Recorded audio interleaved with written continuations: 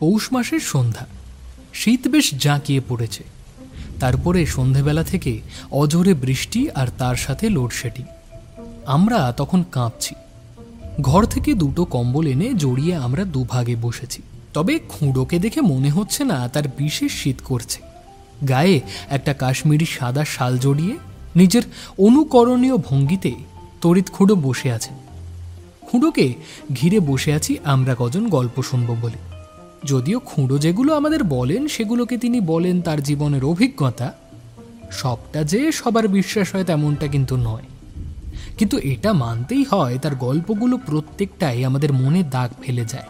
তাছাড়া খুঁড়ো যে তার জীবনে গোটা দেশ ঘুরেছেন, প্রচুর অভিজ্ঞতা সঞ্চয় করেছেন, তা তো অস্বীকার করার কোনো জায়গাই নেই। ঠান্ডাটা বেশ জাঁকিয়ে পড়েছে আজ। তাহলে কি বল? হ্যাঁ, মানে কম্বল জড়িয়েও যেভাবে কাঁপছিস তোরা। আমাকে অবশ্য এই বয়সেও শীত তেমন করে কায়দা করতে পারেনি, সে কথা বরং থাক।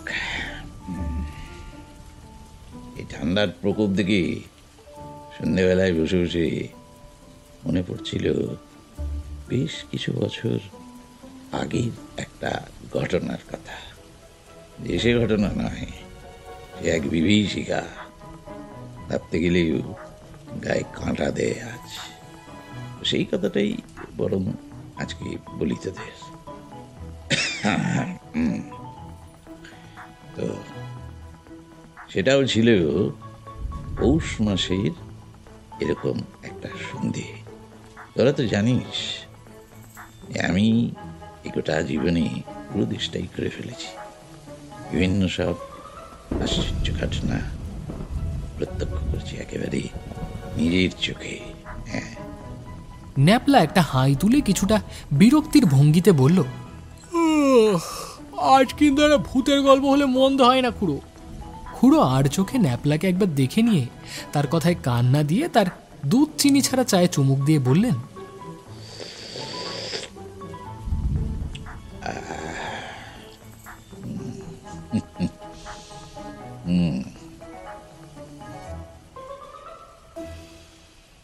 In the year 1960, বুঝলি, আমি তখন এক কাগজের অফিস থেকে আরেক কাগজের অফিসে ঘুরছি।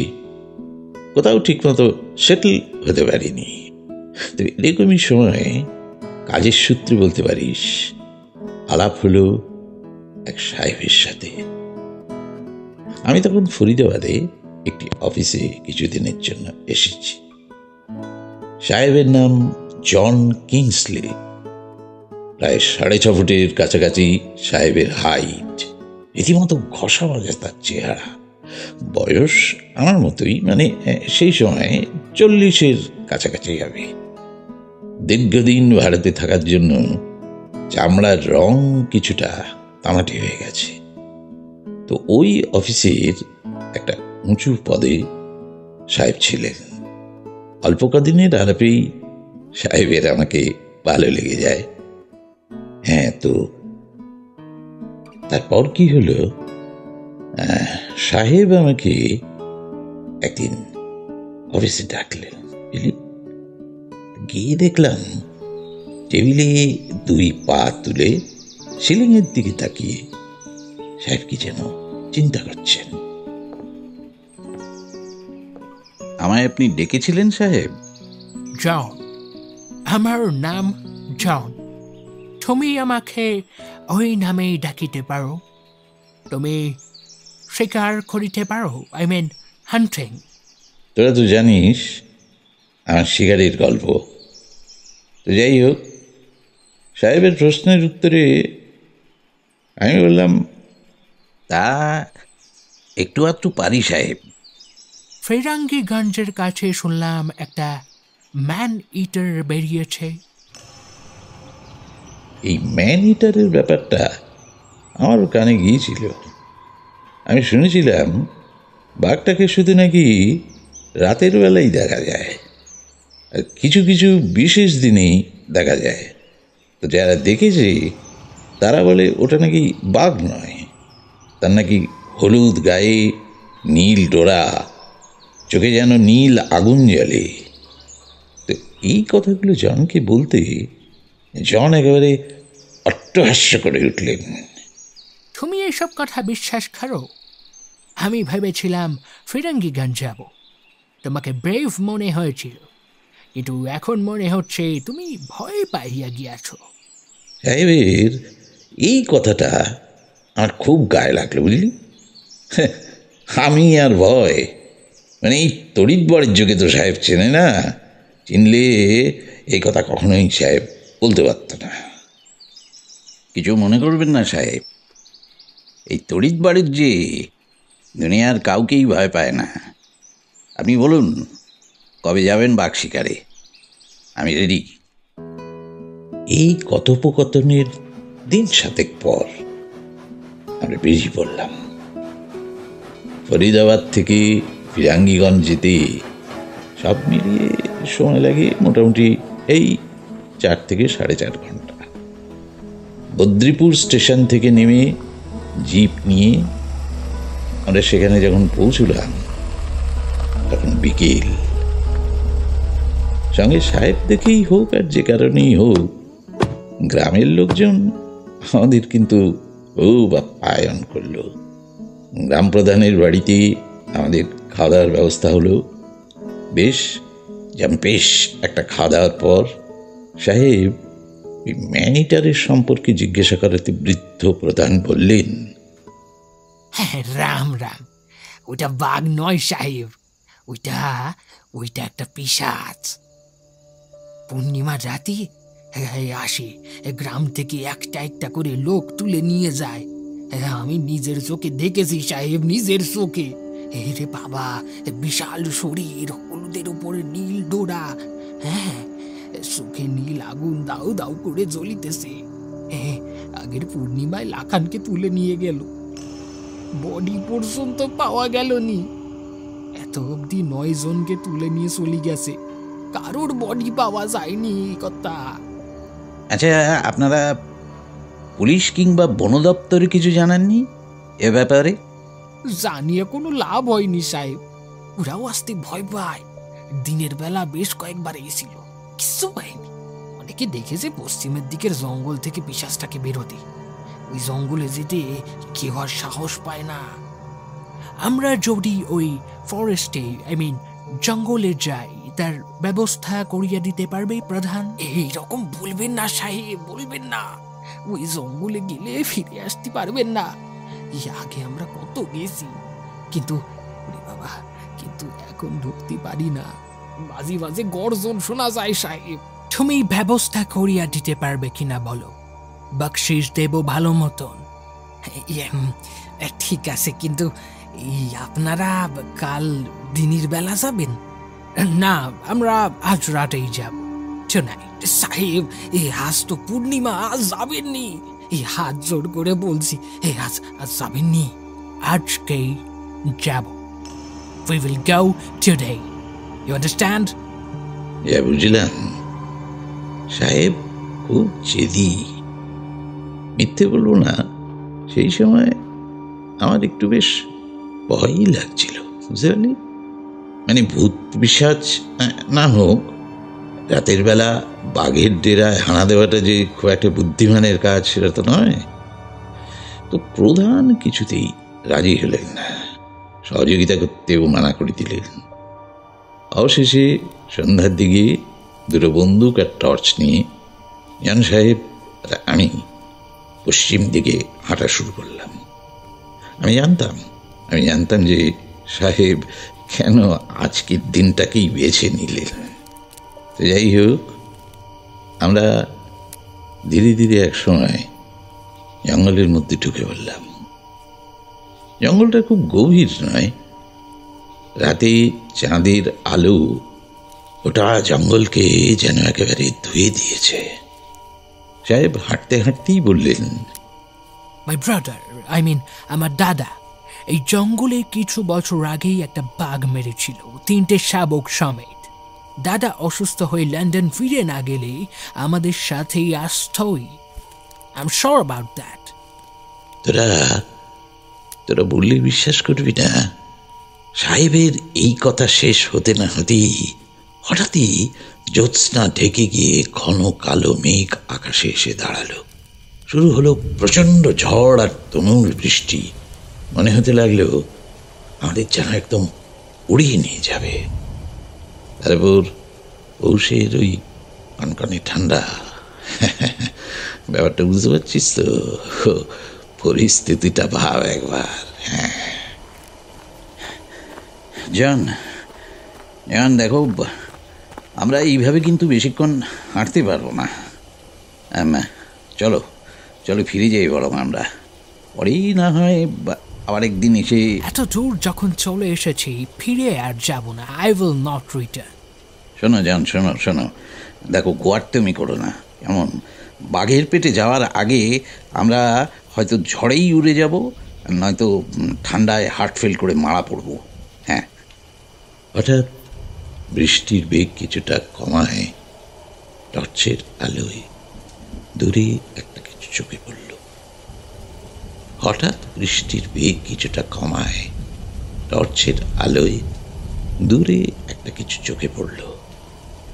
কিছুটা এগিয়ে যেতেই আমরা দেখলাম একটা বাংলো। এবার সাহেবই বলল, চলো ওখানে গিয়ে কিছুক্ষণ অপেক্ষা করি, লেটস ওয়েট।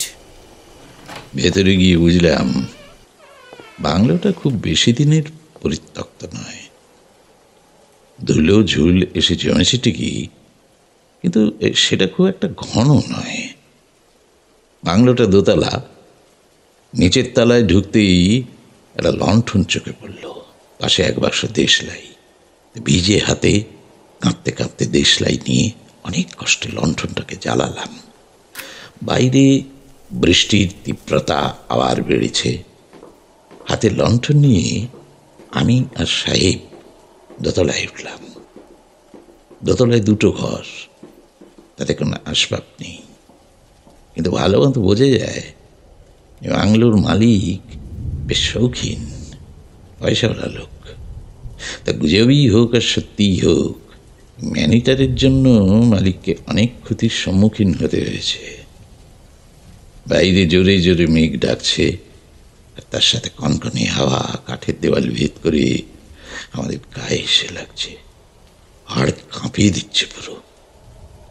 দোতলায় একটা বারান্দাও আছে। বাইরে না যেতে পারলেও ভালো করে বোঝা যায় যে ওই বারান্দা থেকে জঙ্গলের একটা দারুণ ছবি পাওয়া যাবে। দোতলার একটা ঘরে আমি আর সাহেব বসে আছি। সাহেব তার পিঠ ব্যাগ থেকে একটা ফ্লাস্ক আর দুটো কাপ বের করে চা ঢেলে বলল,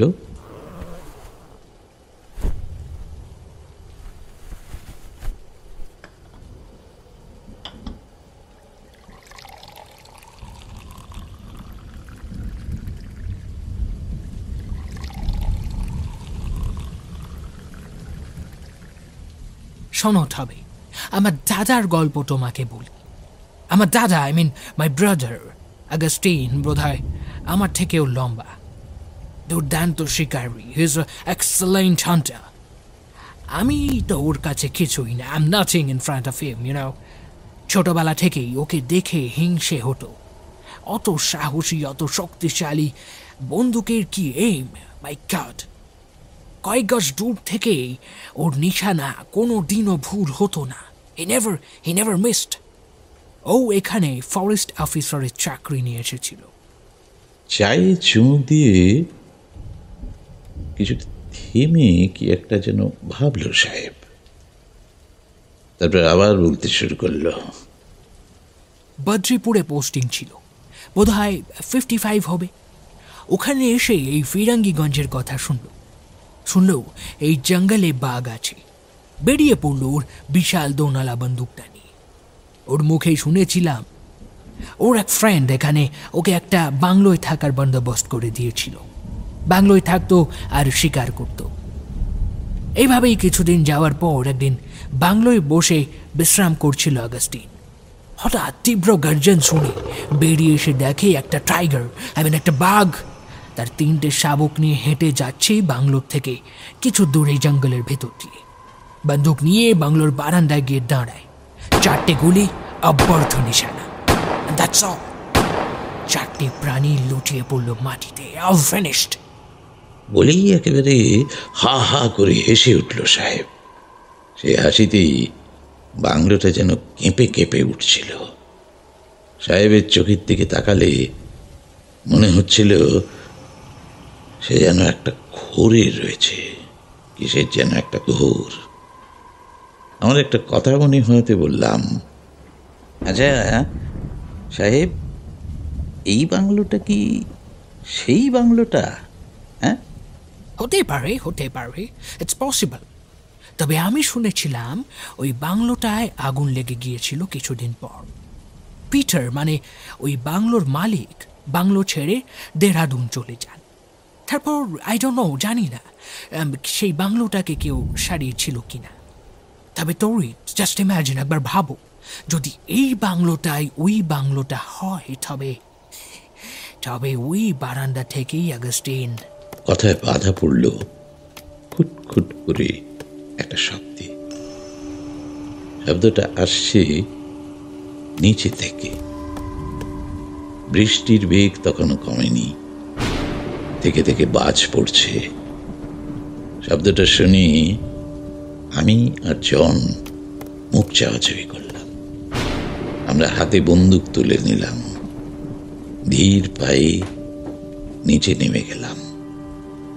জন আমাকে লণ্ঠন নিতে বারণ করল। শব্দটা বুঝলি ক্রমাগত হয়েই চলেছে।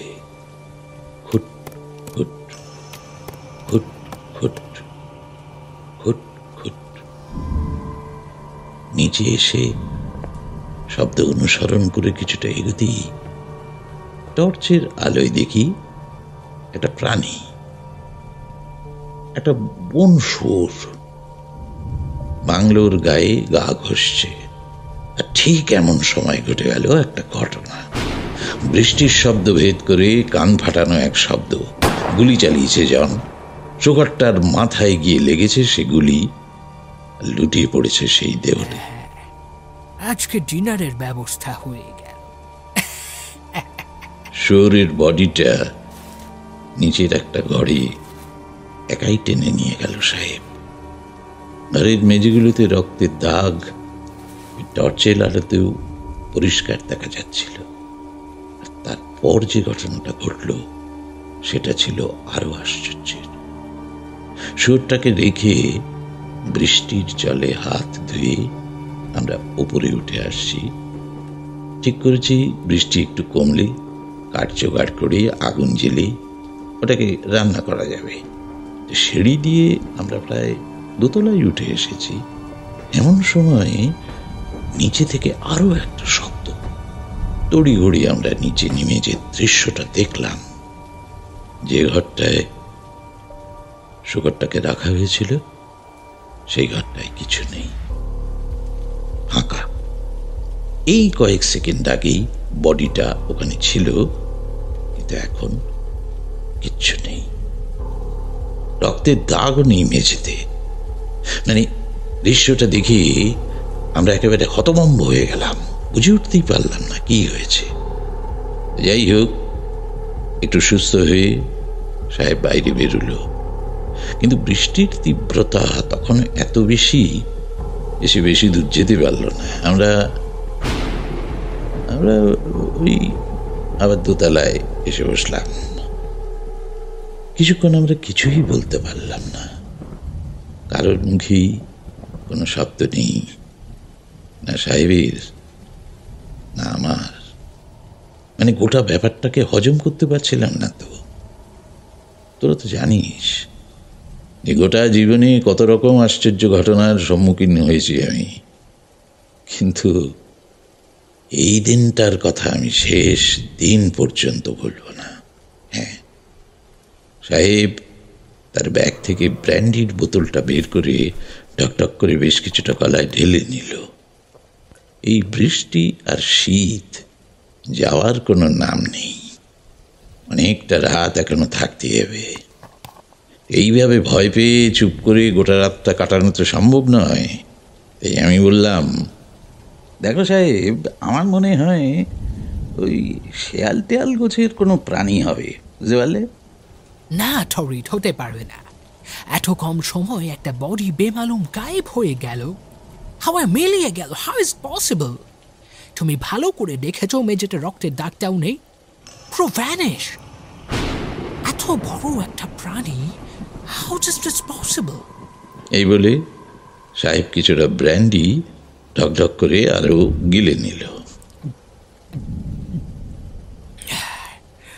আচ্ছা টরিট, ওরা যেটা বলল সেটা না যত সব উল্টো পাল্টা কথা ভাবছি? ওই রাতে যে বৃষ্টি হচ্ছিল, বুঝলি, ওরকম বৃষ্টি আমি খুব কম দেখেছি। এদিকে রাতও কাটে না। সাহেবের পকেট ঘড়ি দেখাচ্ছে তখনও সবই 11টা। হ্যাঁ, 11টা। শীত আরও প্রকট হচ্ছে।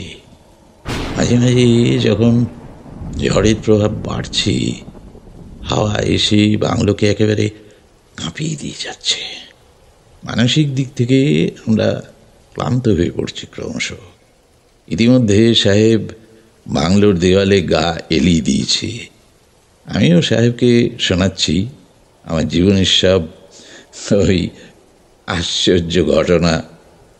তো এইভাবে জেগে থাকার একটা জোর চেষ্টা চলছে আমাদের। যে প্রাণী অত বড় একটা প্রাণীকে নিয়ে হাওয়ায় মিলিয়ে গেছে, সে প্রাণী যে কোনো সময় আমাদের উপর যে আক্রমণ করবে না তার কোনো গ্যারান্টি নেই। এই কথা বলতে বলতে কখন চোখ লেগে গেছে টের পাইনি। কতক্ষণ ঘুমিয়েছি তারও কোনো হিসেব নেই। ঘুম ভাঙল সাহেবের ঠেলায়। তাকেই দেখি সাহেব গলাটাকে খাদে নামিয়ে আস্তে আস্তে বলছে, হেই হেই, শুনতে পাচ্ছ? শুনতে পাচ্ছ টরিট? ক্যান ইউ হিয়ার ইট? সাহেবের ডাকে ঘুমটা একটু কেটে উঠতেই শুনতে পেলাম গগন ভেদী সেই গর্জন। একবার, দুবার, তিনবার বৃষ্টি আর ঝড়ের শব্দ ছাপিয়ে সেই শব্দ পরিষ্কার কানে এসে পৌঁছচ্ছে। সেই শব্দে বাংলোটা একেবারে কেঁপে কেঁপে উঠছে। লণ্ঠনে জ্বালানি কতটা ছিল, কতদিন ছিল জানি না। আলো তখন ধীর হয়ে আসছে, আর সেই আলোতেই স্পষ্ট বুঝলাম সাহেব প্রচণ্ড উত্তেজিত। আমরা বারান্দাটায় বেরিয়ে এলাম। বৃষ্টি যেন কিছুটা কমেওছে, কিন্তু ঝোড়ো হাওয়া তখনও বন্ধ হয়নি। তার প্রভাব অবশ্য কিছুটা কমেছে, কিন্তু বন্ধ হয়নি। বারান্দায় এসে কিছুই দেখা গেল না। অনেক চেষ্টা করে ব্যর্থ হয়ে যখন ফিরে আসছি, তখন আবার শুনতে পেলাম সেই গর্জন। ওরা বিশ্বাস করবে কিনা জানি না, সেই শব্দ যেন ভেতরে গিয়ে লাগে একেবারে, শরীর যেন ভেতর থেকে কেঁপে ওঠে। এই সময় সাহেব বলল, চলো চলো টরিট, বাইরে যাওয়া যাক, লেটস গো। বাইরে যাবে? কিন্তু জন, এখনো তো বেশ জোরেই বৃষ্টি হচ্ছে, তুমি দেখো। ও ফুলিশ ফেলো, যদি বৃষ্টি সারা রাত হয় তাহলে কি সারা রাত এখানেই বসে থাকবে? আমরা যে কাজে এসেছি সেই কাজটা তো শেষ করে যেতে হবে। প্রাণীটা আমাদের খুব কাছেই আছে, এই সুযোগটা এরপর আর পাবো না। Let's go. সাহেব ভেতরে গিয়ে আরো কয়েক ঢোক ব্র্যান্ডি খেয়ে নিল। আমি বাধা দিতে গেলাম, শুনলে না। গর্জনের শব্দ আর শোনা যাচ্ছে না। বন্দুকটা খুলে সাহেব চেক করে নিল গুলি ঠিকঠাক আছে কিনা। আমিও সব দেখে নিলাম। মনের মধ্যে তখন প্রবল উত্তেজনা। কি হবে জানি না, মানে হয় বাঘটা মরবে, নাহলে আমরা। এই তড়িৎ বাণিজ্য অবশ্য কাউকে কোনোদিন ভয় পায়নি, তো সংশয়, হ্যাঁ, মনে সংশয় জেগেছে অনেকবার। মানে সত্যি বলতে কি, ওই পরিস্থিতিতে মন চাইছিল আমরাও ঠিক থাকি, বাঘটাও, কিন্তু তার হওয়ার নয়। ন্যাপলা যেন এবার একটু অধৈর্য হয়ে বলল, হ্যাঁ, ইয়ে মানে তারপর বলুন না কি হলো। এ থাম থাম, হ্যাঁ, খুব তো ভূতের গল্প বলে লাফাচ্ছিলি। হ্যাঁ, জানিস না এই ধরনের গল্পে অ্যাটমসফিয়ারটা কতটা গুরুত্বপূর্ণ সেটা বোঝ আগে। যে ঘটনাটা নিজের চোখে দেখেছে তার অনুভূতিটা না জানলে অ্যাটমসফিয়ারটাই তো বুঝতে পারবি না। হ্যাঁ, আগে মন দিয়ে শোন। হ্যাঁ, কোথায় যেন ছিলাম? ও হ্যাঁ, তারপর ব্যাগপত্র নিয়ে আমি আর সাহেব বেরিয়ে পড়লাম। লন্ঠনটা তখন নিভে গেছে। সাহেবের 3 সেলের টর্চ আর আমার 1 সেলের। যতই জোরালো আলো হোক, বৃষ্টি ভেদ করে সেই আলো কিন্তু বেশি দূর যেতে পারছে না। ধীর পায়ে আমরা একটু একটু করে এগোচ্ছি। বৃষ্টির একঘেয়ে শব্দ ছাড়া আর কোনো শব্দ নেই। সাহেব আর আমি যেদিক থেকে গর্জনের শব্দ এসেছিল সেই পথ ধরে ধীরে ধীরে এগিয়ে চলেছি। আন্দাজ করে করে এগোচ্ছি। বৃষ্টিটা যেন আবার কিছুটা বেড়ে গেল, তবু সাহেব কিন্তু পিছু হটল না। একবার কথা প্রসঙ্গে জন বলেছিল যে তার দাদু আর বাবা তারাও এক সময় প্রচুর শিকার করেছে। যাদের রক্তে শিকার থাকে তারা সাহসী আর ভীষণ একগুঁয়ে প্রকৃতির হয়। আমরা এগুচ্ছি, কিন্তু কোনো কিছুই আমাদের নজরে আসছে না। একটা ব্যাপার খেয়াল করেছি, মেঘ ডাকাটা কিন্তু বেশ অনেকক্ষণ থেমে গেছে। তো এভাবে বেশ কিছুক্ষণ হাঁটার পর আমরা একটু ক্লান্ত হয়ে গেছি। তখনই ঝপ করে আমাদের চোখের সামনে কি একটা জিপ খুব দ্রুত গতিতে চলে গেল। তারপর আরো 3টে। টর্চের আলোতে কিছুই বোঝা গেল না। সাহেব আর আমি ছুটে ওই জায়গাটায় গেলাম। সাহেব নিচু হয়ে কি একটা দেখার চেষ্টা করলো, বোধহয় ওই পায়ের ছাপটা পাবে। কিন্তু এই বৃষ্টিতে পায়ের ছাপ পাবে কোথায়? হ্যাঁ, সে তো খুব মুশকিল। সাহেব হতাশ হয়ে উঠে এলো। আর ঠিক এমন সময় আবার আকাশ বাতাস ভেদ করে সেই তীব্র গর্জন। ভেতর থেকে কেঁপে উঠলাম। আমাদের উত্তর দিক থেকে সে গর্জনটা ভেসে এসছে। আমরা টর্চ ঘুরিয়ে কিন্তু কিছুই দেখতে পেলাম না। আর এবার ভেসে এলো মানুষের কণ্ঠের এক তীব্র চিৎকার। বেশ কিছু পায়ের শব্দ যেন আমাদের দিকে এগিয়ে আসছে। একটা লোককে দেখতে পেলাম আমরা। ছিন্ন ভিন্ন তার শরীরের পরিধান। আমাদের দিকে ছুটে এসে বলল, বাবু বাবু পালান বাবু, ওটা একটা রাক্ষস, সবাইকে মেরে ফেলবে, সবাইকে। কে তুমি? হ্যাঁ, আমি আমি লাখান বাবু, পালান পালান। এই বলে লোকটা ছুটতে ছুটতে উত্তর দিকে চলে গেল। লাখান নামটা চেনা চেনা লাগলো ঠিকই, কিন্তু ওই সময় ঠিক মনে করতে পারলাম না। সেই সময় ঘটল আরেক আশ্চর্য ঘটনা। এবার উত্তর দিক থেকে ভেসে এলো সেই গর্জন, আর সেই মানুষ কণ্ঠে তীব্র আর্তনাদ। আমি আর সাহেব গোটা ঘটনাটি দেখছি আর বোঝার চেষ্টা করছি। সোজা এক্সপ্লেনেশন দেওয়ারও চেষ্টা করছি মনকে, কিন্তু না, ঠিক দিতে পারছি না। এত দ্রুত সব কিছু ঘটল। তো বেশ কিছুক্ষণ সব চুপ।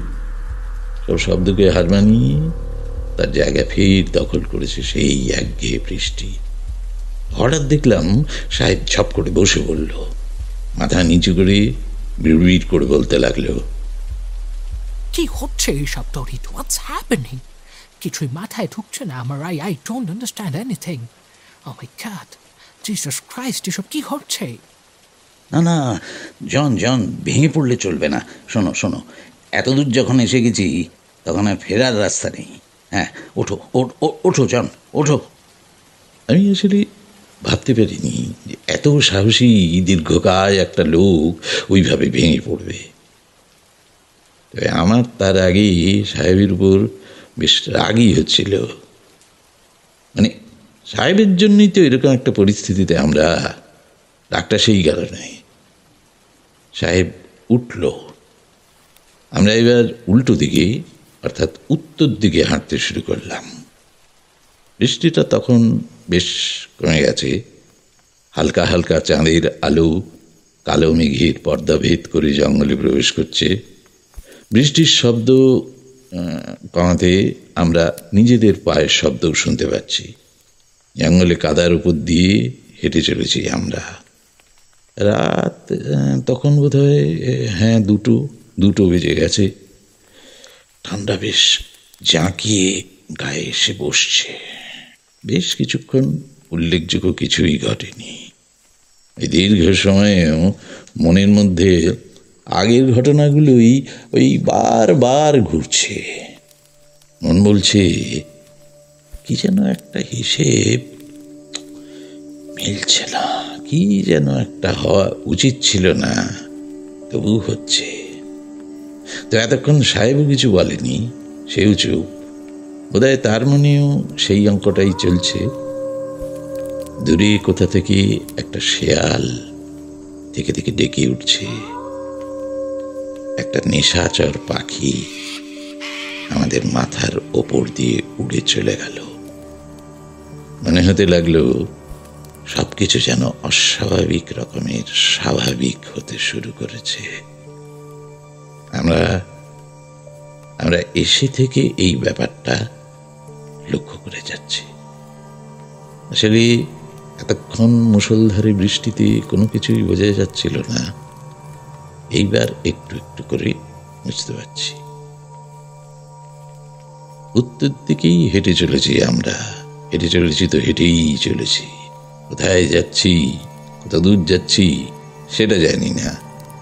হঠাৎ সারা পৃথিবীকে অবাক করে যেন পুরো জঙ্গল জ্যোৎস্নার আলোয় ঢেকে গেল।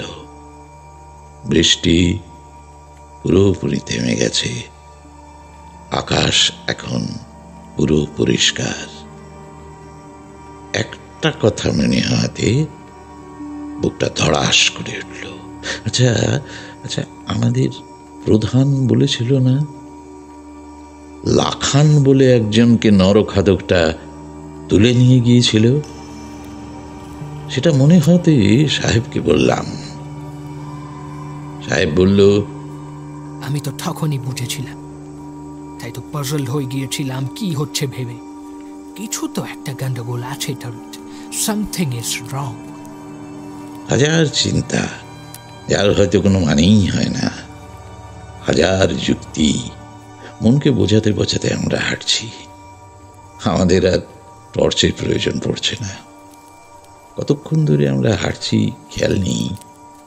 ঘন জঙ্গল হলে দিকভ্রান্ত হওয়ার সম্ভাবনা থাকে, কিন্তু এই জঙ্গলে তার সম্ভাবনা কম। কিন্তু আমরা হেঁটেই চলেছি।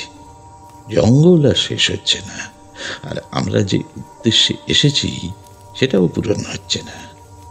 একসময় এসে আমার আর সাহেবের শরীর আর মন মানসিকভাবে বেশ ক্লান্ত হওয়াতে আমরা এক জায়গায় দাঁড়িয়ে পড়লাম, বুঝতে পারলি? আর ঠিক এই সময় ঘটে গেল পরপর অনেকগুলো ঘটনা। আমরা যেখানে দাঁড়িয়েছিলাম তার পাশের একটা ঝোপ হঠাৎ কেঁপে উঠল, আর সেখান থেকে ধীর পায়ে বেরিয়ে এলো একটা প্রাণী।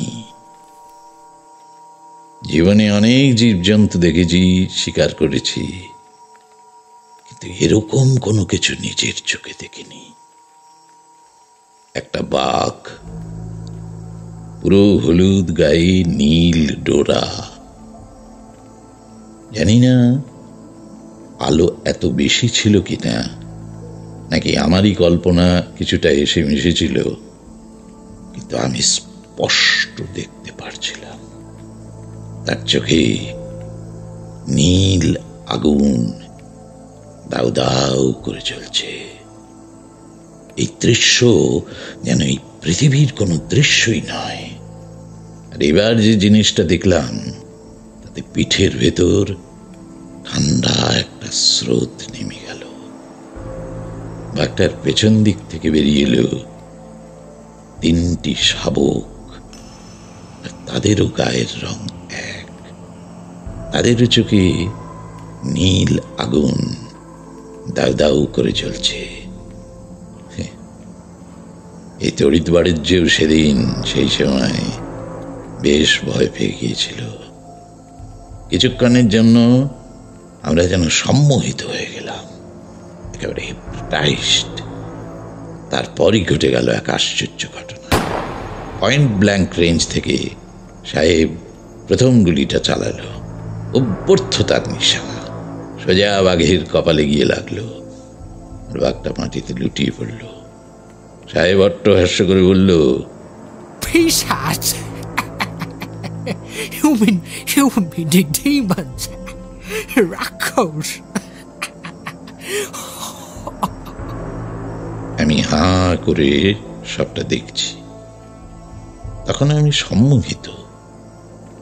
শাবকগুলো কিন্তু তখন এক দৃষ্টে আমার দিকে চেয়ে আছে। আর এবার ঘটে গেল সবচেয়ে আশ্চর্য ঘটনাটা।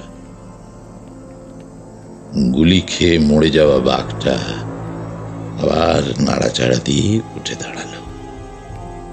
সাহেবও বেশ অবাক হয়ে গেল। তুই এখনো মরিসনি, কিন্তু আমার হাতেই তো তোর মৃত্যু লেখা আছে। এই বলে সাহেব আবার গুলি চালালো, আর সেটাও বাঘটার মাথায় গিয়ে লাগলো।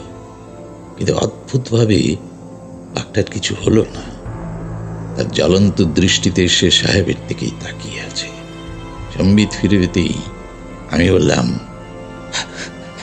পালাও পালাও জন, জন পালাও, ওটা বাঘ নয়। আমি আর জন রুদ্ধশ্বাসে ছুটতে শুরু করলাম। একবার পেছন ফিরে দেখলাম প্রাণীটা তখনও ওখানেই দাঁড়িয়ে আছে, আর একইভাবে তাকিয়ে আছে আমাদের দিকে। বেশ কিছুক্ষণ ছোটার পর দূরে আমাদের সেই বাংলোটা নজরে পড়ল। কাছে আসতেই দেখলাম, কোথায়, ওখানে কোনো বাংলোই নেই।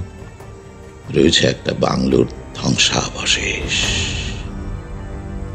এই সময়ের মধ্যে কারা যেন বাংলোটাতে আগুন লাগিয়ে দিয়ে গেছে, আর সেই আগুন তার ধ্বংসলীলা শেষ করে আবার নিভেও গেছে।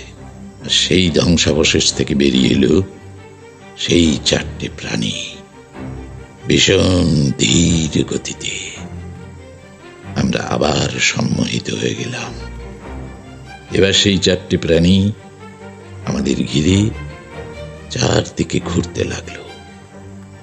চার জোড়া চোখ তখন আমাদের দিকে। এই সময় হঠাৎ জন কাঁপা গলায় চিৎকার করে উঠল, শয়তান! আগস্টিন তোদের মেরেছিল আর তোরা তার প্রতিশোধ নিতে এসেছিস, হ্যাঁ? এই বলে জন কাঁপা কাঁপা হাতে আবার গুলি ছুড়ল। কিন্তু প্রথম সাহেবের গুলি নিশানায় লাগলো না।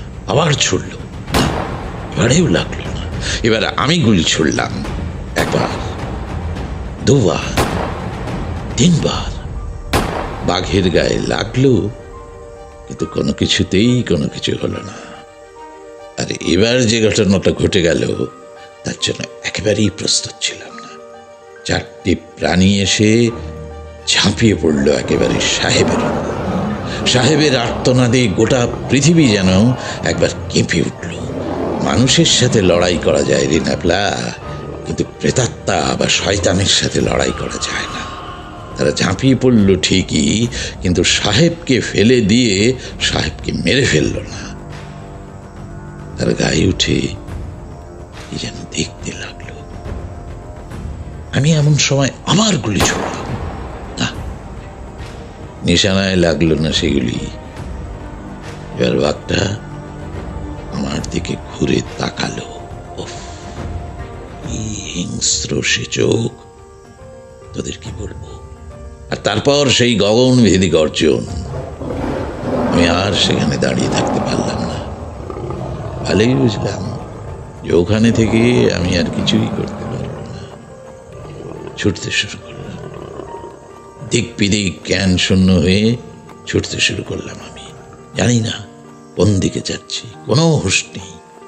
পিছনে ফিরে দেখলাম তারা একইভাবে সাহেবকে নিরীক্ষণ করছে, আর সাহেব অজ্ঞান হয়ে পড়ে রয়েছে।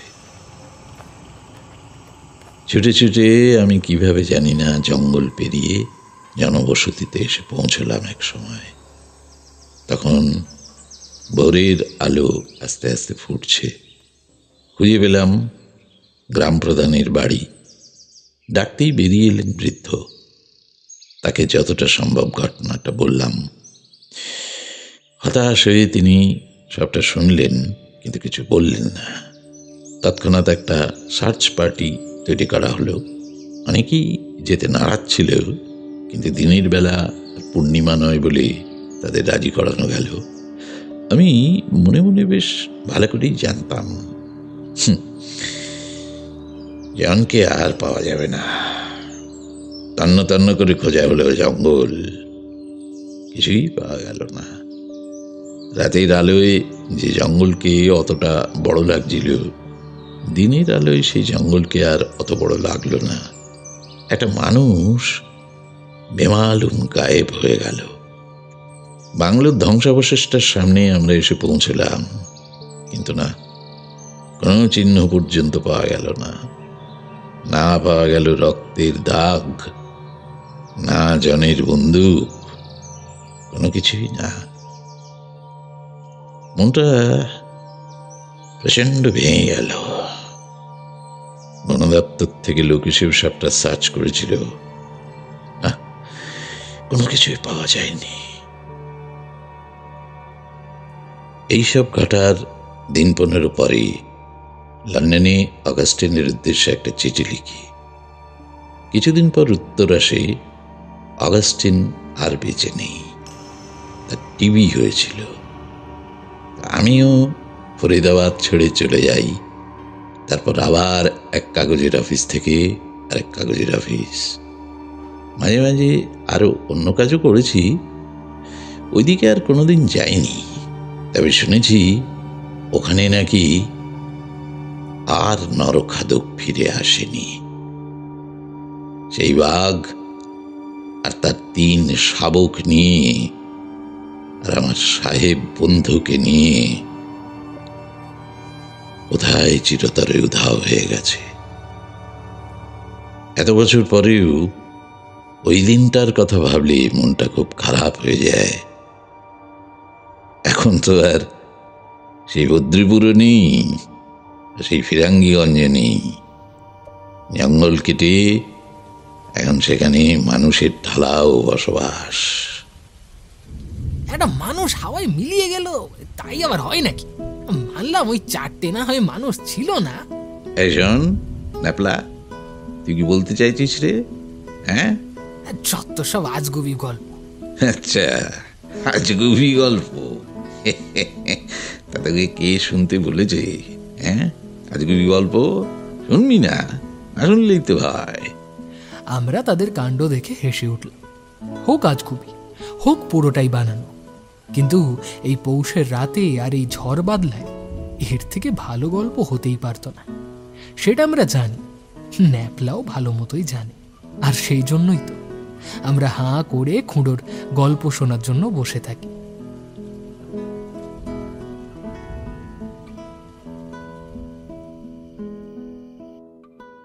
এই যে ভাইপোড়া, শোন, গল্প তো সবাই বসে বসে শুনলি,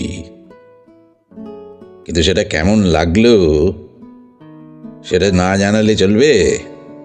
শুধু গল্প শুনলে তো হবে না, শেয়ার করতে হবে, ভালো লাগলে জানাতে হবে কমেন্ট করে। হ্যাঁ, আর শোন, আগামীতে তো আরও গল্প নিয়ে আসবো, তো চ্যানেলটা সাবস্ক্রাইব করে সঙ্গে থাক। কেমন? ভালো থাকিস, আবার দেখা হবে। চলি। কেমন লাগলো আজকের গল্প জানাতে ভুলবেন না আপনাদের মূল্যবান কমেন্টসের মাধ্যমে। যদি খুব ভালো লেগে থাকে চ্যানেলটিকে সাবস্ক্রাইব করে পাশে থাকা বেল নোটিফিকেশনটা কিন্তু অন করে দিতে ভুলবেন না, তাতে আমরা যখনই নতুন ভিডিও আপলোড করব আপনাদের কাছে সবার আগে নোটিফিকেশন পৌঁছে যাবে। এবং অবশ্যই আমাদের ভিডিওগুলো আপনাদের বন্ধু মহলে শেয়ার করবেন, তাতে আমরা উদ্বুদ্ধ হব আরও নতুন নতুন কাজ করার জন্য।